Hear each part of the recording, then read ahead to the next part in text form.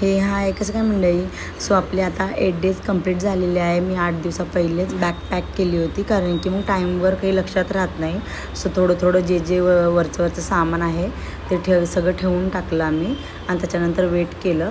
आणि सकाळी ब्रेकफास्टमध्ये मस्त असं सँडविच बनवलं होतं आणि माझे नेल्स पण बनवून घेतले, कारण की जायची घाई होती. आणि आज ठरवलं होतं काही बनवायचं नाही, स्वयंपाक वगैरे जायचं होतं. त्यामुळे मग आम्ही रेस्टॉरंटमध्ये गेलो होतो, जेवण वगैरे केलं तिकडे. सो आम्ही तिकडे कसाडिया आणि चिप्स खायला गेलो होतो. आणि कुठे जाईल आणि प्रॉब्लेम होणारच नाही असं होणार नाही. सो विचार केला होता जायच्या पहिले हाताचे वॅक्स करूया, पण माझा जो इंडियावरून मी वॅक्सचा डब्बा आणला होता तो सगळा खराब झाला. सो माझा मूड ऑफ झाला. सो जे झालं माझ्याकडून ते केलं. त्यानंतर आमचे थोडे कामं होते, पैसे ते काढून घ्यायचे होते. जाऊपर्यंत काही कामं संपत नाही. त्यानंतर अनन्याची स्कूलची फ्रेंड होती, तर आम्ही चाललो इंडियाला म्हणून मग ती भेटायला आली होती.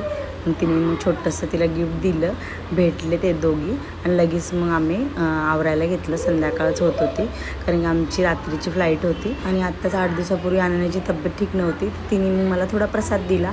तर मला पण मग पूर्ण माझ्या चेहऱ्यावर तुम्हाला वाटतच असेल की मला अजिबात बरं वाटत नव्हतं, पण जायचं होतं म्हणून मग त्याच्यामुळं देवाचं नाव घेत आम्ही निघालो. तर खरं भीती वाटत होती, जायचं आहे, काही प्रॉब्लेम झाला नाही पाहिजे.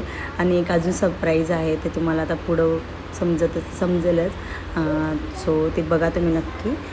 त्यानंतर मग घराला बाय बाय केलं, बॅग पॅक करून घेतल्या. आणि हे अमेरिकन अंकल आहे जे आम्हाला कॅब करून घ्यायला आले होते. सो ते 80 इयर्सचे आहे, तरी पण अजून ते कामं करतात.